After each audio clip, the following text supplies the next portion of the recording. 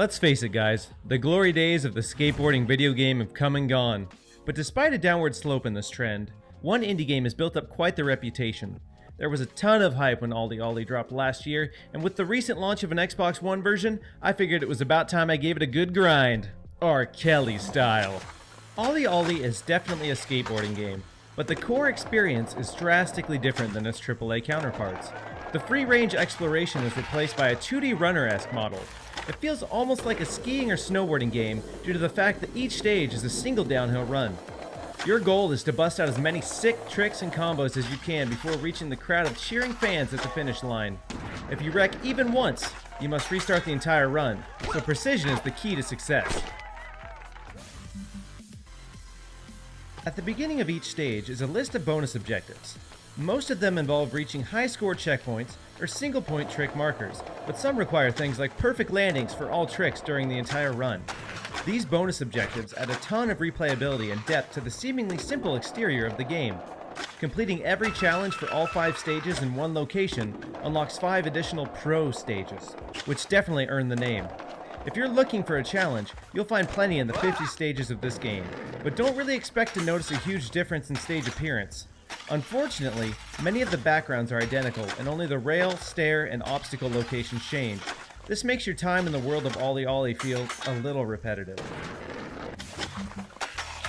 An interesting, but honestly rather frustrating mechanic involves the player pressing the A button at the perfect moment upon hitting the ground to land a trick, or pressing down on the joystick when hitting a rail to grind.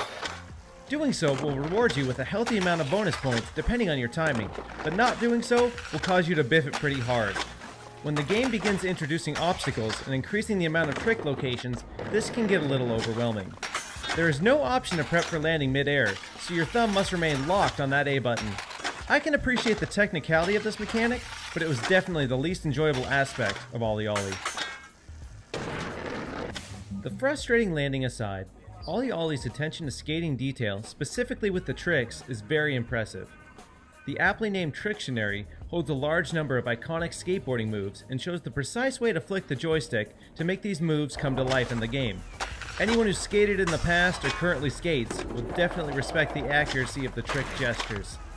Your thumb becomes your foot, and these movements represent the real-life motions required to execute these tricks.